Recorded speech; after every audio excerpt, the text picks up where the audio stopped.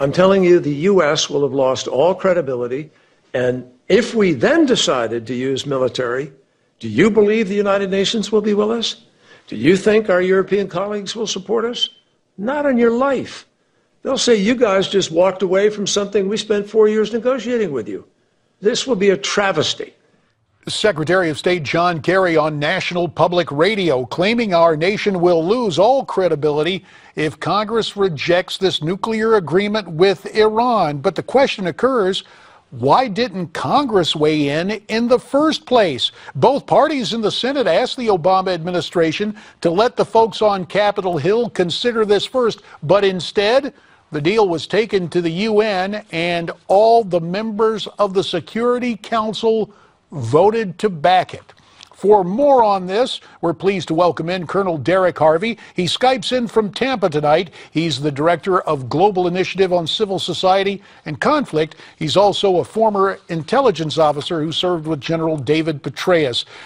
So, Colonel Harvey, this argument from Secretary Kerry, does it, in fact, is it a reasonable argument? I really don't think it's a reasonable argument, and I think, importantly, the United States needs to stand up for what is in its best security interests. And defaulting to an international agenda by many countries that are not our friends, like Russia and China, for example, in supporting this Iranian deal that is clearly, I think, not a workable deal and will not advance security in the region, is a bad thing. And I think Kerry is just spinning, much like what we've seen over the last several months.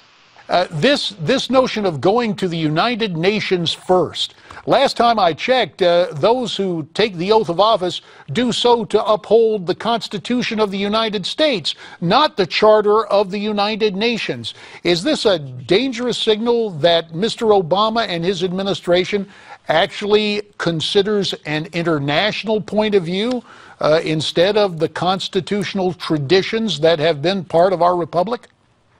Well, it is concerning, and I think it's also very concerning, JD, that the president has once again duped the Congress, put them in a box, and clearly the leadership did not think through the whole process by which the Obama administration could box them in and come out at the other end with a deal that undermines the congressional prerogatives. Now, what we've in effect done is negated the U.S. ability to gain leverage and to threaten a veto of the relief of all these sanctions.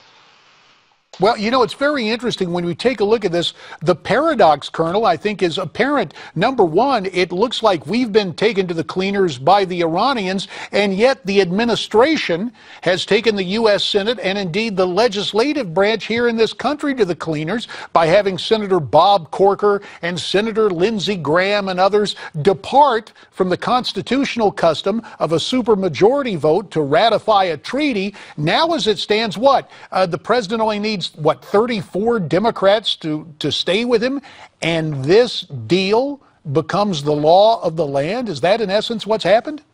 Well, clearly he flipped the situation to the advantage of the president by changing the ratification process thresholds. So that's part one. And part two is clearly the administration, in my judgment, understood that it was going to do this all along. There was indication that this might be a strategy a couple of months ago, and that's in effect what they did. And they've negated the congressional role, much as they've done in a number of other instances in the past. Is this desperation for a legacy or a philosophically driven, I'll try to be diplomatic here, philosophically driven indulgence on the part of President Obama, Secretary Kerry, and others in the administration? Clearly, the president seems to believe that the U.S. role in the region needs to be reversed, and that we are no longer to be a major player, and we are going to default to a more internationalist agenda and a blame America first aspect here.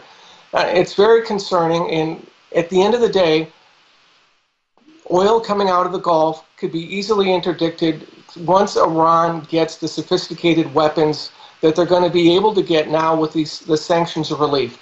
The relief on the terrorism organizations and Qasem Soleimani and many others in Iran that are actively supporting terrorism and disorder in the region, that is going away. Continued access now to ballistic missile capabilities and delivery means for nuclear and other weapon systems is a concern. So all of these other things outside of the nuclear box have now been let loose, and they are very damaging to our regional interests. And you just can't help but wonder if this definition of leading from behind puts Israel in the crosshairs with that existential threat to that country and what it might portend in terms of a military strike by the nation of Israel against Iran. At any rate, Colonel Harvey, that is another topic for another day. We do thank you for your time tonight on Newsmax Prime, and we'll be back with more right after this.